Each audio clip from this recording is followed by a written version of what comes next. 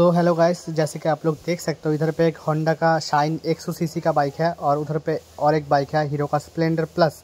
तो दोनों ही बाइक का आज मैं side by side comparison video बनाने जा रहा हूं, ठीक है। तो आप लोग वीडियो के साथ बने रहिए और कौन सा बाइक आपको चूज़ करना है वो आपकी बारी है, ठीक है। आप लोग जैसे कि आप लोग देख सकते हो इधर पे होंडा का जो लुक्स आ रहा है वो बहुत ही मैच्योर सा लुक्स आ रहा है और यहाँ पर हीरो का जो लुक्स है थोड़ा फंकी टाइप का लुक्स आ रहा है, ठीक है। ये वाला जो बाइक है इसका माइलेज कितना दे रहा है?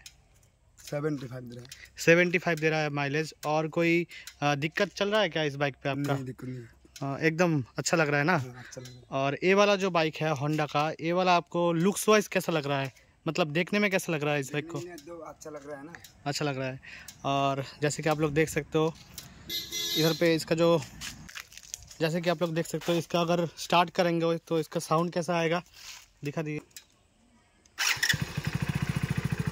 इसका साउंड आ रहा है ऐसा, ठीक है। ऑफ कर दीजिए इसको। और इसका जो साउंड है वो आएगा और देख सकते हैं इसका जो साउंड आ रहा है ऐसा आ रहा है, ठीक है। दोनों ही बाइक का जो पीछे का लुक है आप लोग देख सकते हो। पीछे का लुक्स होंडा का आ रहा है ऐसा और हीरो का आ रहा है ऐसा, ठीक है। और अगर साइड बाय साइड अगर आप लोग देख सकते हो इधर पे इसका लुक्स ऐसा आ रहा है, इसका लुक ऐसा आ रहा है। तो आप लोगों का जो भी बाइक पसंद आए आप लोग परचेस कर सकते हो, ठीक है। होंडा का जो माइलेज है वो 80 प्लस आप मान के चल सकते हो। इसका जो रिंग साइज़ है वो आप लोग देख सकते हो, इसका रिंग साइज़। और इसका सीट कवर भी प्रीमियम क्वालिटी का है और इसका भी प्रीमियम क्वालिटी का ही है। तो थोड़ा यूज़र से हम सुन सकेंगे ये वाला बाइक का कैसा रिव्यू है कि মানে প্রবলেম ফেস হয়েছে বাইকটা নেওয়ার পর আপনার?